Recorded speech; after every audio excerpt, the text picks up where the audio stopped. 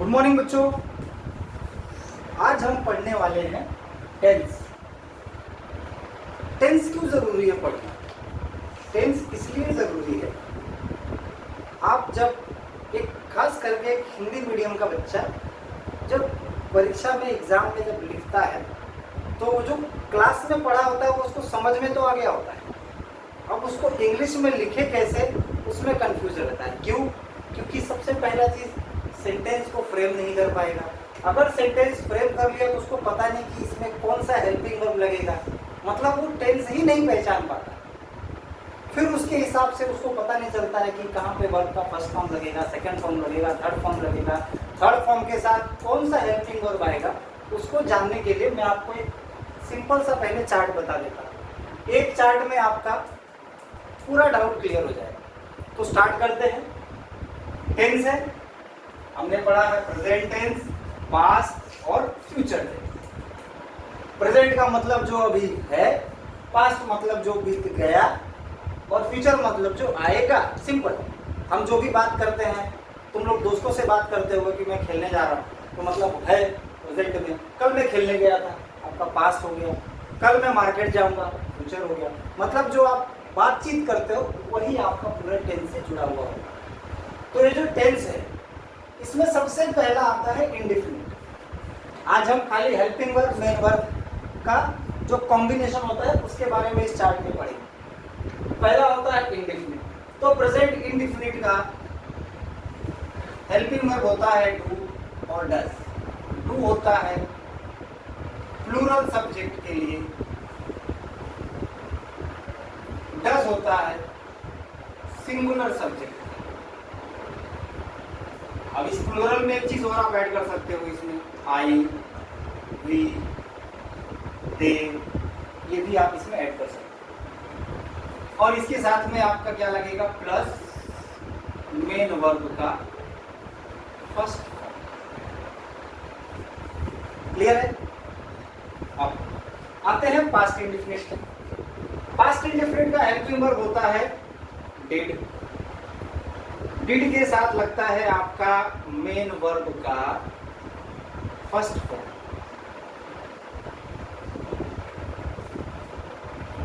अब आते हैं फ्यूचर पे। फ्यूचर का होता है विल, शैल और मेन वर्ब का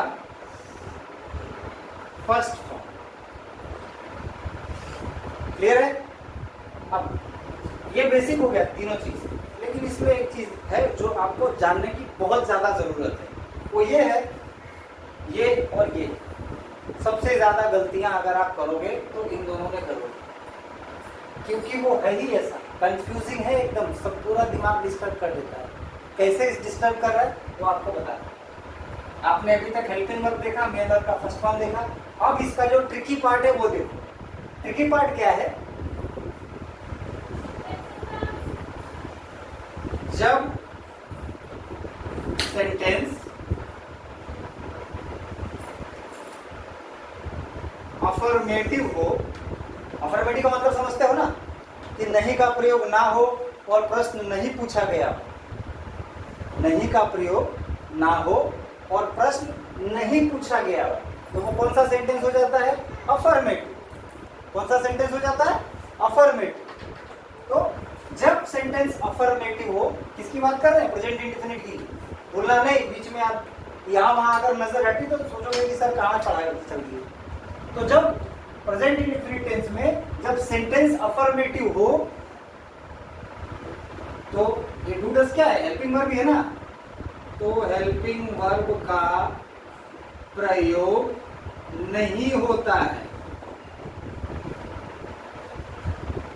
समझे? और क्या होगा फिर?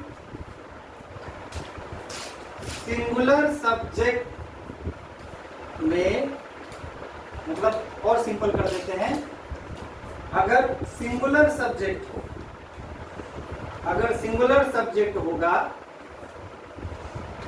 तो क्या होगा?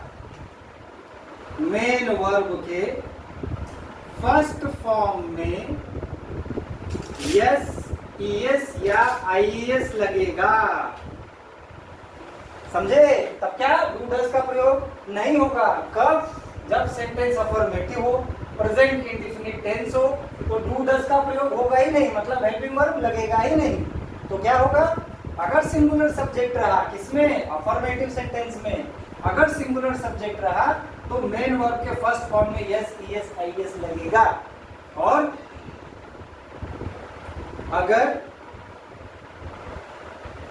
प्लूरल सब्जेक्ट रहा, मतलब प्लूरल सब्जेक्ट होगा, तो सिर्फ मेन वर्ब का फर्स्ट फॉर्म लगेगा। मेन वर्ब का फर्स्ट फॉर्म लगेगा। अब यही कंफ्यूजन इधर ज्यादा है, यहाँ थोड़ा कम है। यहाँ क्या है? सेम चीज यही है कि इसमें भी डिड है, डिड के साथ मेन वर्ब का फर्स्ट फॉर्म, लेकिन जब सेंटेंस अफर्मेटिव होगा तो क्या होगा? हेल्पिंग वर्ब नहीं लगेगा। सेम यहां भी वही है, सेंटेंस अफर्मेटिव होगा तो हेल्पिंग वर्ब नहीं लगेगा, लेकिन यहां पे क्या है कि आपका सिंगुलर सब्जेक्ट होगा तो मेन वर्ब के फर्स्ट फॉर्म में यस, ईएस, आईएस होगा, और अगर प्लूरल होगा तो सीधा मेन वर्ब का फर्स्ट फॉर्म होगा। लेकिन यहां पे क्या है? जब सेंटेंस अफर्मेटिव होगा तो हेल्पिंग वर्ब नहीं लगेगा, तो क्या लगेगा? मेन वर्ब का सेकेंड फॉर्म। समझ में आया? क्या लगेगा? मेन वर्ब का सेकेंड फॉर्म। तो सर डू डज और ये डिड क्यों बताया आपने हेल्पिंग वर्ब? मन में आ रहा है ना? जब अफर्मेटिव सेंटेंस है तो ये लग ही नहीं रहा है, तो ये क्यों लग रहा है? तो आपने सेंटेंस कितने पढ़े हैं?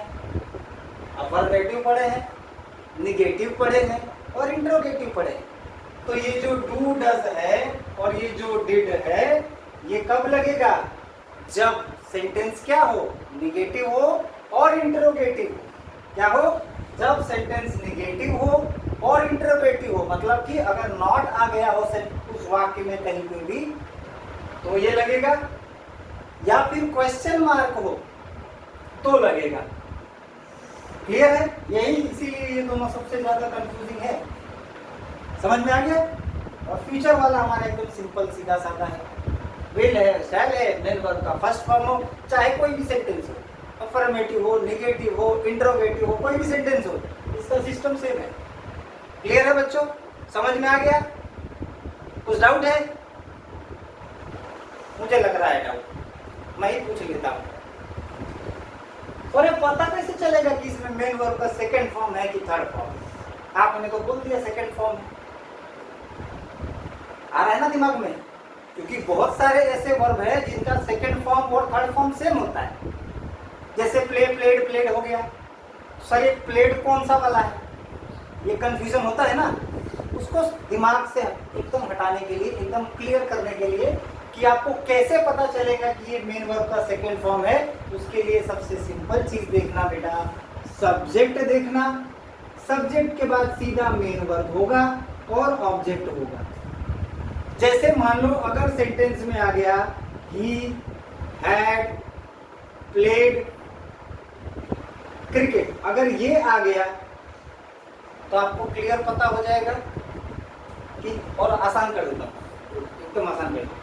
जैसे अगर हो गया ही प्लेड क्रिकेट, अब आपको ये पहचानना है कि ये सेकंड फॉर्म है कि थर्ड फॉर्म है, राइट?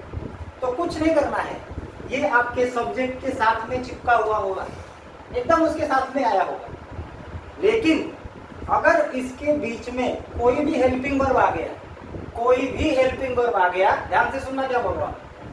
अगर ये पास्ट इंडेफिनिट होगा, जो सेकंड फॉर्म पहचानने की बात हो रही है, अगर ये पास्ट इंडेफिनिट होगा तो सब्जेक्ट के साथ तुरंत रहेगा, एकदम साथ साथ रहेगा, उसके बीच में कोई हेल्पिंग वर्ब नहीं मिलेगा। मतलब समझे?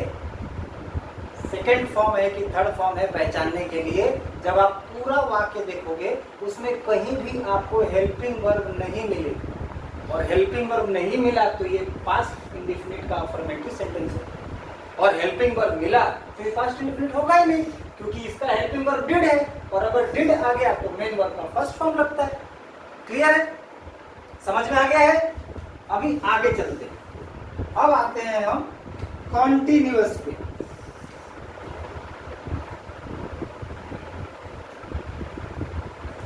कॉन्टिन्यूअस मतलब बहुत इजी है, सबसे सिंपल है।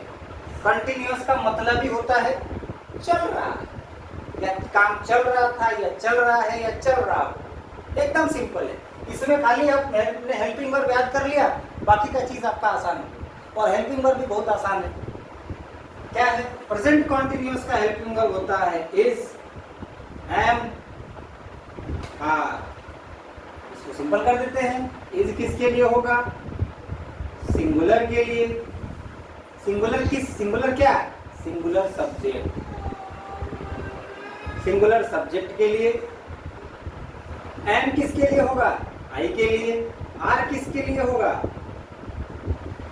Plural subject. और वी, दे, यू भी आता है इसमें। यहाँ पे भी कहीं के साथ मैंने यहाँ यू नहीं लिखा है, यू भी होता है इसके लिए। और क्या होगा? ये लगेगा, और इसके साथ में क्या लगेगा? अब देखो इसमें भी ये लोग बोलते हैं आईएनजी फॉर्म। क्या फॉर्म बोलते हैं? I N G form. लेकिन बेटा हम क्या कह रहे हैं?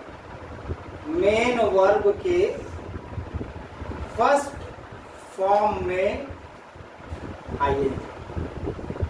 जैसे हमने यहाँ बताया मेन वर्ब के फर्स्ट फॉर्म में यस, यस, आई एस, और मैं यहाँ पे कंटिन्यूअस में क्या हो गया? वही फर्स्ट फॉर्म में आईएनजी।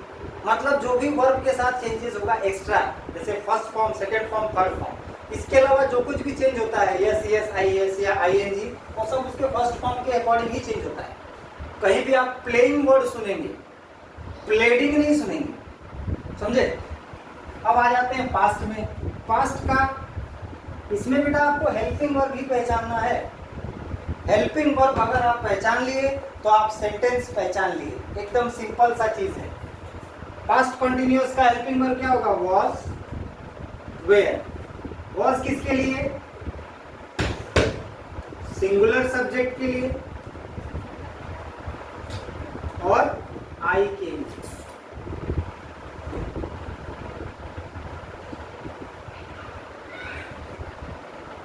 सिंगुलर सब्जेक्ट प्लस आई के लिए। वेयर किसके लिए? सेम वही, प्लूरल सब्जेक्ट प्लस क्या क्या है? वी हो गया, यू हो गया, दे हो गया। और पता ही है आपको मेन वर्ब के फर्स्ट फॉर्म में आईएनजी लिख देते हैं यहाँ पे। मेन वर्ब के फर्स्ट फॉर्म में आईएनजी, या जिसको आईएनजी फॉर्म जैसा सिंपल लगता है वो वैसे पढ़ सकते। अब आ जाते हैं फ्यूचर वाला। ये बेटा ये दोनों है, इन्हीं दोनों को उठा के लिख दो यहाँ पे, भी लगा दो आगे, और बाकी चीजें यही है। मेन वर्ब के फर्स्ट फॉर्म में आईएनजी, वेरी सिंपल। और तीसरा और भी सिंपल है, इससे और भी सिंपल है लास्ट वाला, जिसको कहते हैं हम लोग परफेक्ट। Perfect tense. परफेक्ट का मतलब ये कि काम पूरा हो गया। अब परफेक्ट में क्या है? प्रेजेंट परफेक्ट का हेल्पिंग वर्ब होता है बेटा हैज, हैव। हैज किसके लिए? सिंगुलर सब्जेक्ट के लिए। हैव किसके लिए? प्लूरल सब्जेक्ट के। अब प्लूरल सब्जेक्ट में यहाँ पे क्या गया? ध्यान देना बेटा, यही मिस्टेक होता है। यहाँ आई के साथ वॉज लग गया, सिंगुलर में चला गया, लेकिन यहाँ जो है ना प्लूरल में आ जाए। आई, वी, यू, दे, ये प्लूरल में आ गया। और इनमें भी सेम है, तो एक ही जगह लिख देते हैं मेन वर्ब का थर्ड फॉर्म। परफेक्ट मतलब ही हो गया थर्ड फॉर्म, कंटिन्यूअस मतलब हो गया आईएनजी, परफेक्ट मतलब हो गया थर्ड फॉर्म। कंफ्यूजिंग खाली ये था। अब आ जाते हैं पास्ट परफेक्ट का हेल्पिंग वर्ब। बहुत आसान है बेटा, एक ही होता है। क्या होता है? Add. Add plus main verb का थर्ड फॉर्म। और ये बेटा यही दोनों वापस आ जाएगा यहाँ पे, विल शैल आगे आ जाएगा हैव, और मेन वर्ब का थर्ड फॉर्म। ये हो गया आपका टेंस खत्म, ये हो गया खत्म। कैसे? सबसे कंफ्यूजिंग कौन सा लगा था आपको? प्रेजेंट इंडेफिनिट और पास्ट इंडेफिनिट, ये दोनों कंफ्यूजिंग था ना। बाकी आपको कहीं कंफ्यूजिंग लगा? सब्जेक्ट में लगा, आई में खाली दो जगह पे, क्योंकि पास्ट कंटिन्यूअस में आई वॉज हो जाएगा और परफेक्ट में आई हैव हो जाएगा। मतलब आई यहाँ प्लूरल वाले हेल्पिंग वर्ब के साथ लग जाएगा और यहाँ पे वॉज सिंगुलर के साथ लगा है। बाकी कोई कंफ्यूजन नहीं है। कंटिन्यूअस मतलब मेन वर्ब के फर्स्ट फॉर्म में आईएनजी, चाहे कोई भी टेंस हो। अब हमको समझना क्या होगा, आईएनजी लगा है मतलब क्या है? कंटिन्यूअस है। कौन सा कंटिन्यूअस है? उसके लिए हमको हेल्पिंग वर्ब याद होना चाहिए। इज एवर होगा तो प्रेजेंट कंटिन्यूअस, वॉज वेयर हुआ तो past continuous, will be shall be रहा तो फ्यूचर कंटिन्यूअस। सेम ऐसे ही अगर परफेक्ट है कैसे पहचान में आएगा? थर्ड फॉर्म लगा होगा और थर्ड फॉर्म के पहले आपको हेल्पिंग वर्ब से याद होगा कि कौन सा परफेक्ट है।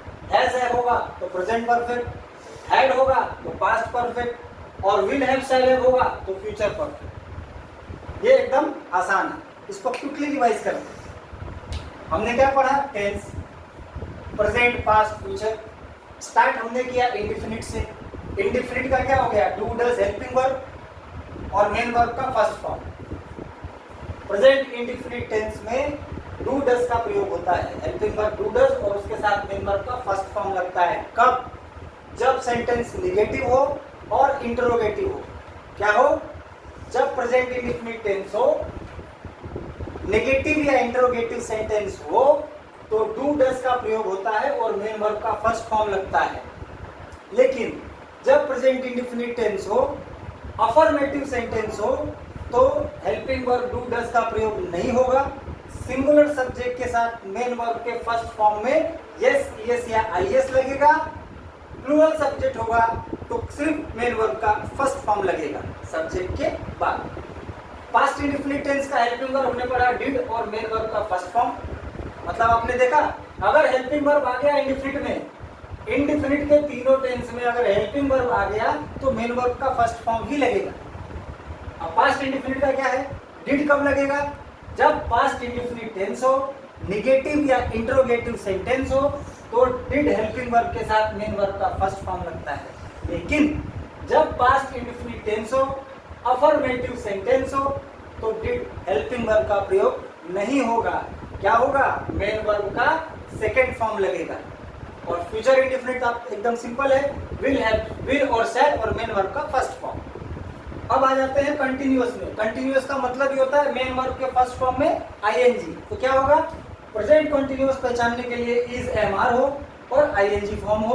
पास्ट कंटिन्यूअस पहचानने के लिए वाज और वेयर हो और आईएनजी फॉर्म हो।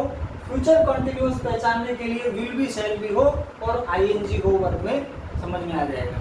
और लास्ट वाला है परफेक्ट, मतलब मेन वर्ब का थर्ड फॉर्म। अब वो कौन सा परफेक्ट है वो जानने के लिए आपको हेल्पिंग वर्ब जानना होगा। तो अगर प्रेजेंट परफेक्ट टेंस है तो हैज, हैव के साथ third form, past perfect tense है तो हैड के साथ थर्ड फॉर्म, और अगर फ्यूचर परफेक्ट टेंस है तो विल हैव, शैल हैव के साथ थर्ड फॉर्म। समझ में आया बच्चों? अब इसकी डिटेल वीडियो हम अगले क्लास में बनाएंगे। अगर आपको पसंद आया हो तो वीडियो को लाइक करें, सब्सक्राइब करें चैनल को और भी अपने लोगों को, बच्चों को शेयर करें। Thank you.